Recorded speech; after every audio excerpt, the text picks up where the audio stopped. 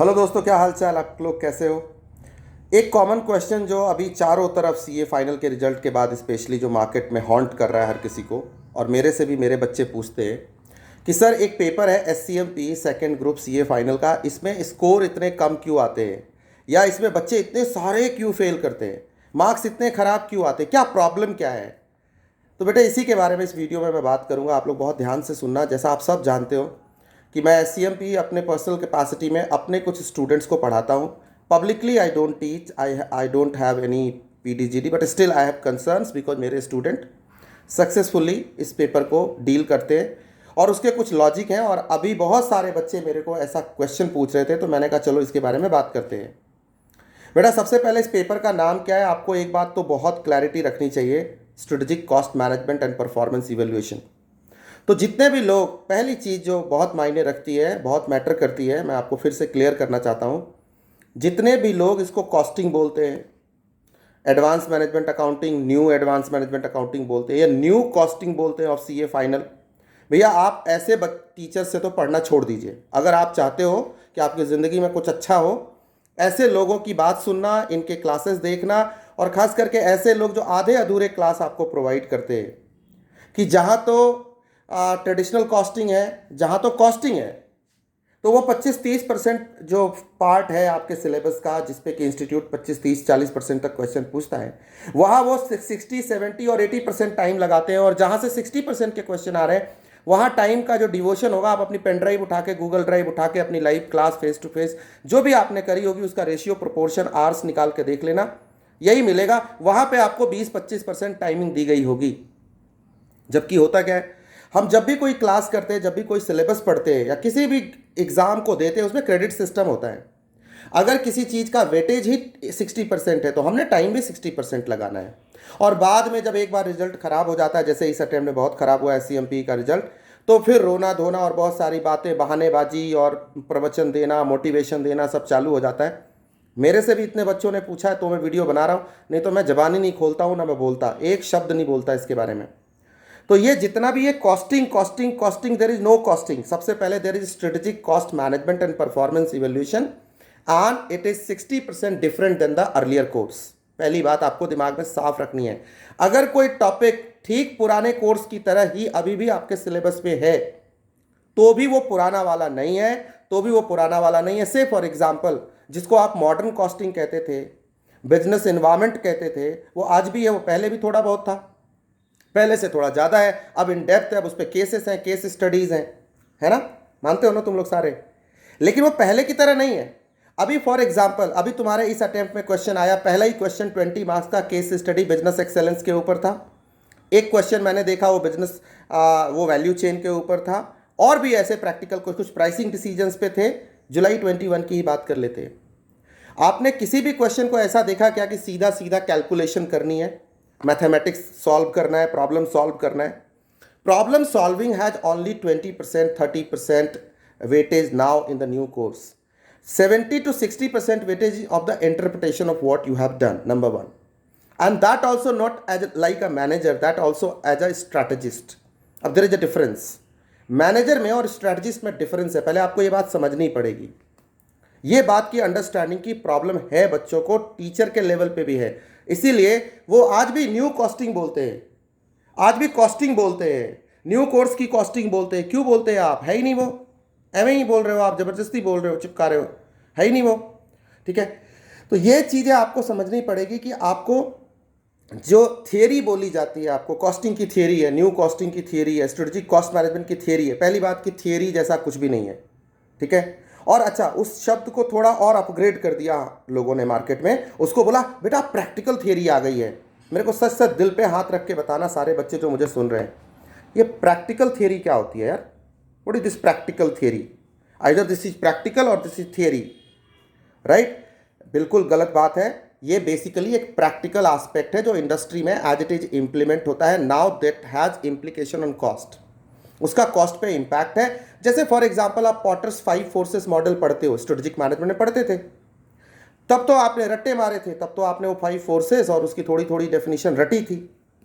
अब क्या है, स्ट्रेटेजिक कॉस्ट मैनेजमेंट में डेफिनेशन नहीं पूछी जाती, कॉन्सेप्ट नहीं पूछा जाता, आपसे पूछा जाता है कॉस्ट सिचुएशन में, इस कॉस्ट शीट के ऊपर, इस कंपनी के करंट सिनेरियो में जहाँ टेक्नोलॉजी बदल रही है, इनोवेशन हो रहा है, नए कॉस्ट स्ट्रक्चर आ रहे हैं, नए प्राइस स्ट्रक्चर आ रहे हैं, नए मार्केट में कंपटीशन पैदा हो रहा है, कॉम्पिटिटिव एडवांटेज गेन करना है, प्रोडक्ट सर्विसेज हमें टक्कर की मार्केट में लेके आनी है, compete करनी है। एक तरफ तुम्हारे पास जियो है, दूसरी तरफ वॉलमार्ट जैसा कॉम्पिटिटर खड़ा है। बताओ भाई कैसे करोगे तुम स्ट्रेटेजिक कॉस्ट मैनेजमेंट? तो यहाँ पे आपको एक बात बहुत कान खोल के सुननी है और समझनी भी है कि आपको स्ट्रेटेजिक मैनेजमेंट का जो प्रैक्टिकल एस्पेक्ट है उस पर बहुत काम करने की जरूरत है। सबसे पहले तो आप अपना स्ट्रेटेजिक मैनेजमेंट मजबूत करो विद प्रैक्टिकल इंप्लीमेंटेशन, और ऐसे टीचर से पढ़ो जो इंडस्ट्री में ये सब काम लाइव करता हो। ऐसे नहीं जिसने ज़िंदगी भर सवाल बनाए हो। मैं आज बहुत लोगों को मैं बुरा लग रहा हूँगा, मुझे बहुत सारी गालियाँ पड़ने वाली हैं, मुझे पता है, डिसलाइक विसलाइक से तो मैं डरता नहीं। बहुत सारे लोग मेरे को बोलने वाले हैं कि अभी इतनी बड़ी बड़ी बातें कर रहा है, तेरी तो पेन ड्राइव नहीं आती, गूगल ड्राइव नहीं आता, लाइव पढ़ाते नहीं देखा, फिर भी तू इतनी बातें कर रहा है। हाँ, मैं कर रहा हूँ, क्योंकि मैंने सबके टीचिंग स्टाइल, बच्चों से डिस्कशन, मेरे बच्चे सब, मुझे सब, मेरे पास सारा फीडबैक है। ठीक है, मैं खुद IIM से पेपर पढ़ के आया हूँ, मैनेजमेंट का बंदा हूँ, स्ट्रेटेजिक का बंदा हूँ, इंडस्ट्री में प्रैक्टिस करता हूँ, मुझे पता है ये चीज़ क्या होती है प्रैक्टिकली। तो दिक्कत क्या है, ये कॉस्टिंग चल रही है। ये जो कॉस्टिंग चल रही है, जब तक ये चलती रहेगी और आपको थियरी और प्रैक्टिकल थियरी कहा जाएगा, तब तक आपको इसके ओरिजिनल, इसके थीम तक आपको कोई पहुंचने नहीं देगा, और तब तक आप इंटरप्रिटेशन कर नहीं पाओगे। आपके साथ ये प्रॉब्लम चलती रहेंगी। Now you have to decide which way to go. Number दो चीज़ जो सबसे ज़रूरी है, स्टडी मैट। आप बहुत सारा स्टडी मैट रेफर करते हो, ये वाला इससे नहीं काम भरा है, इसमें केसेस कम है, वो लिख देते हैं, अच्छा उसमें केसेस कम है और देख लेते हैं। घूम फिर के स्टडी मैट से बाहर किसी ने कुछ नहीं दे रखा। तो आप कंप्लीटली स्टडी मैट पे फोकस करो। लाल पीले हरे कलर्ड बुक्स के चक्कर में आप कलर्ड बुक्स के ऊपर जाने की बजाय स्टडी मैट पे फोकस करो, चाहे वो ब्लैक एंड वाइट हो या 2 कलर में हो, डजंट मैटर।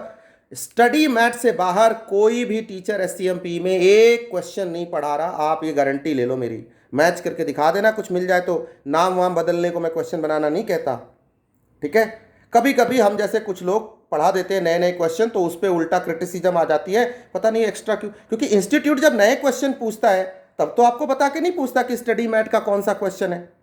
और इंस्टीट्यूट ने आपको कॉन्सेप्ट दे रखे हैं, आपको वैल्यू चेन दे रखा है, आपको टारगेट कॉस्टिंग दे रखी है, आपको BPR दे रखा है, आपको अलग अलग टाइप के काइजान कानबान दे रखे हैं। तो जरूरी थोड़े ये उससे इंडस्ट्री में कुछ भी उससे रिलेटेड क्वेश्चन पूछ सकता है।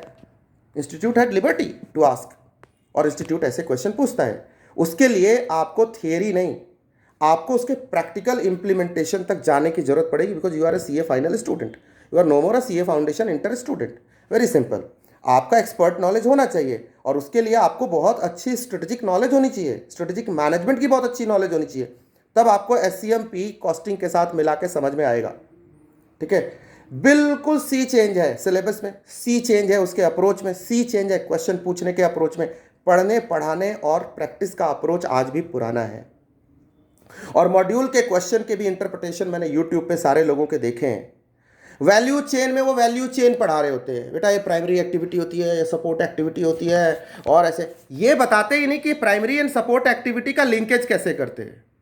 ये बताते ही नहीं कि इनका horizontal and vertical linkage, external linkage further कैसे करते हैं, और इसका कॉस्ट पे क्या इंप्लीमेंटेशन है, और कॉस्ट कैसे वेरी कर जाती है, और कॉस्ट की प्लानिंग कैसी होनी चाहिए, स्ट्रेटेजिक प्लानिंग कैसी होनी चाहिए। प्लानिंग नहीं, प्लानिंग तो मैनेजर करता है, स्ट्रेटेजिक प्लानिंग कैसी होगी। बहुत सारे लोग पूछेंगे what is the difference between planning and strategic planning. Strategic planning मतलब anything that is related to strategy, that what strategy to be built, and planning means related to operation, कि day to day business activities में कितना raw material चाहिए, ये सब चाहिए, कितना inventory चाहिए, मिनिमम लेवल, मैक्सिमम लेवल, ये सब प्लानिंग का पार्ट है। It is not strategic planning. Strategic planning की मेरी स्ट्रैटेजी इतनी परफेक्ट हो कि हमें ऑपरेशंस में गलती ना हो हमारे मैनेजर से। ये टॉप मैनेजमेंट का सब्जेक्ट मैटर है। तो जब तक आप इस पेपर को एज अ टॉप मैनेजमेंट गए, मतलब आप CEO CMD की तरह नहीं सोचना शुरू करोगे, जब तक ये पेपर आपको हमेशा धोखा देगा। आप हमेशा मैनेजर या एग्जीक्यूटिव की तरह इसका इंटरप्रिटेशन लिखोगे एग्जाम में, सोच छोटी रहेगी। बड़े मन से बड़ी बात होती है, छोटे मन से बड़ी बात नहीं होती। एंड SCMP एक ऐसा पेपर है जो आपको बड़े दिल से, बड़े मन से बड़ी बात करने की बात करता है। Porter's 5 forces model is not a theory, it's a live industry implementation view point. Airlines industry में जब बवाल मचा UK में और US में, कट थ्रोट कॉम्पिटिशन हुआ, लोग भागे भागे गए माइकल पॉटर के पास। माइकल पॉटर ने फिर इंडस्ट्री रिसर्च किया उसके लिए 3 साल 4 साल, फिर जाके 1980 में हार्वर्ड बिजनेस रिव्यू में उसने अपना आर्टिकल पब्लिश किया, और वो आर्टिकल बाद में कॉम्पिटिटिव स्ट्रेटजी की बुक बनी, और फिर धीरे से दुनिया में स्ट्रेटजी आई, और फिर स्ट्रेटजिक कॉस्ट मैनेजमेंट पे उसका इम्पैक्ट है। इसका इंडस्ट्री में कॉस्ट पे इम्पैक्ट है। एक पिलर पढ़ाता हूँ मैं, कॉस्ट कैसे, कितना कॉस्ट, क्या वैल्यू, क्या प्राइस, क्या प्रॉफिटेबिलिटी, राइट, क्या प्रॉफिट, सब अलग अलग कैसे कैसे होते हैं। कस्टमर वेरी इंपॉर्टेंट, कस्टमर को सेंटर में रख के कॉस्टिंग कैसे करेंगे, कॉस्ट कैसे इवेल्युएट करेंगे, कॉस्ट कैसे प्लान करेंगे। कॉस्ट की कैलकुलेशन इंपॉर्टेंट नहीं है, उसकी प्लानिंग बहुत इंपॉर्टेंट है। Getting the point. और उसके लिए फिर स्ट्रेटजी बनाना उससे भी ज़्यादा इंपॉर्टेंट है। स्ट्रेटजिक कॉस्ट मैनेजमेंट में हम ये सब बातें पढ़ते हैं। तो दूसरा, स्टडी मैट पे फोकस करो, और स्टडी मैट की जो रियल मीनिंग है, आपने मैट ही पढ़ा, बस उसकी इंटरप्रिटेशन मैट की तरह नहीं करी, एनालिसिस आपने मैट के हिसाब से नहीं किया, मटेरियल जो कहना चाहता है वहाँ तक आपके टीचर ने, आप खुद नहीं पहुँचे, तो फिर मैट रेफर करके भी मैट नहीं रेफर किया, ठीक है। तो उसको 2-3 बार पढ़ो, आपको खुद समझ में आएगा, और फिर क्वेश्चन पूछो आप आगे कि यहाँ तो कुछ और कहना चाहता है, फर्दर इंटरप्रिटेशन क्या है इसकी। Interpretation is more important. Dictionary meaning नहीं कह रहा मैं, ट्रांसलेशन करने को नहीं कह रहा, इंटरप्रिटेशन। और कई बार क्या होता है, सिलेबस लाइन बाय लाइन होता है, कई बार बिटवीन द लाइन्स भी होता है, और जब जब स्ट्रेटेजिक मैनेजमेंट कंसर्न होगा, स्ट्रेटजी बीच में आएगी किसी भी चीज़ के साथ, चाहे वो स्ट्रेटेजिक एचआर हो, स्ट्रेटेजिक फिनांस हो, स्ट्रेटेजिक कॉस्ट हो, वहाँ लाइन बाय लाइन से भी ज़्यादा इंपॉर्टेंट हो जाती है बिटवीन द लाइन्स क्या है, वहाँ छुपा हुआ मैसेज क्या है, वो समझना पड़ेगा। सारे क्वेश्चन देखो, इंटरप्रेट करो, आपको मेरी बात 2000% सही नज़र आएगी।